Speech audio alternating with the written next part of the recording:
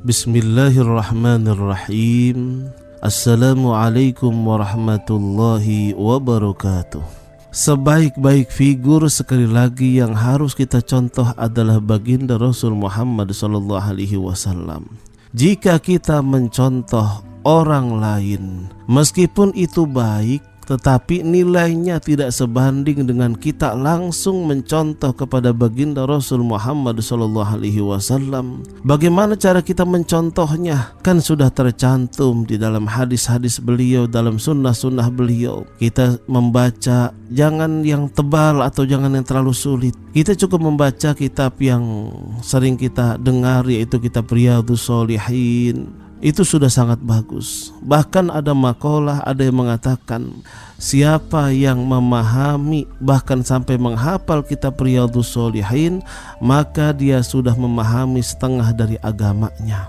Nah, kita contoh baginda Rasul, akhlaknya, budi pekertinya, dari apa yang kita baca atau dari apa yang kita dengar oleh guru-guru kita dengan nasihat, mau'izah, ceramah dan penyampaian lainnya. Salah satu contoh sekarang ini di pagi hari, bagaimana cara kita mencontoh Rasulullah SAW dari perilaku-perilaku beliau. Nah, sebagai motivasi bahwa Rasulullah diutus oleh Allah Subhanahu wa Ta'ala ke muka bumi ini tidak lain dan tidak bukan, yaitu untuk menyempurnakan akhlak manusia, agar menjadi manusia yang terbaik, agar menjadi manusia yang bermanfaat. Bukan hanya akhlak orang Islam, tetapi makhluk semuanya, manusia, bahkan as-sakolain, jin dan manusia, mencontoh baginda Rasul Sallallahu Alaihi Wasallam, dan mencontohnya itu pun bernilaikan ibadah yang balasannya, ganjarannya, pahalanya, kebaikannya sangat banyak dari Allah Subhanahu wa Ta'ala. Allah berfirman dalam surah Al-Qalam ayat 4, wa innaka la'ala khuluqin azim. Dan sesungguhnya kamu, wahai Muhammad, benar-benar mempunyai pribadi yang berbudi pekerti yang sangat agung. Innaka la'ala khuluqin azim. Kenapa Allah mengatakan begitu? Karena yang mengajarkan akhlak, budi pekerti yang baik kepada Nabi Muhammad adalah ditanamkan langsung oleh Allah Subhanahu wa Ta'ala yang menciptakan akhlak-akhlak yang baik tersebut.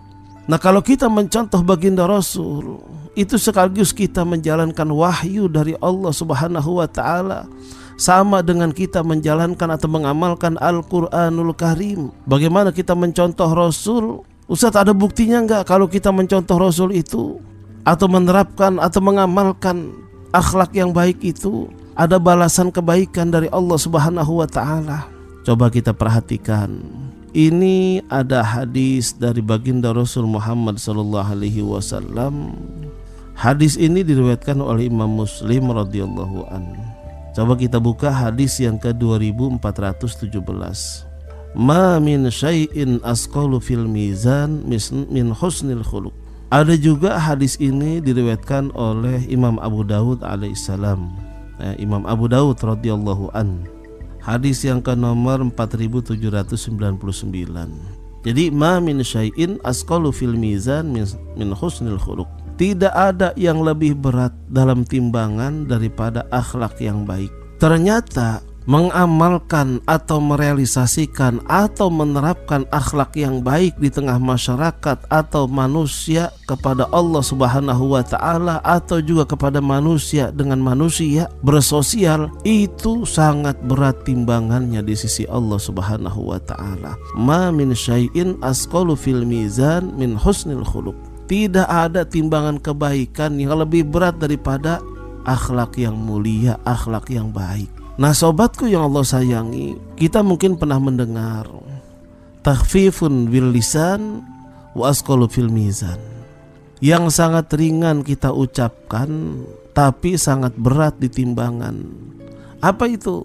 Ucapan subhanallah walhamdulillah wala ilaha illallah wallahu akbar.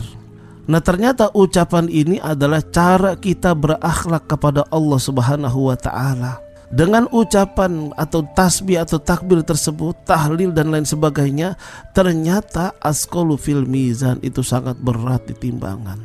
Ditambahkan lagi dengan akhlak kita yang mulia kepada Allah atau juga kepada manusia, lebih berat lagi timbangan kebaikan kita. Rasulullah SAW bersabda dalam hadis yang sahih dikeluarkan oleh Imam Ahmad, "Ala ukhbirukum bi ahabbikum ilayya wa aqarrabikum minni majlisan yaumal qiyamah."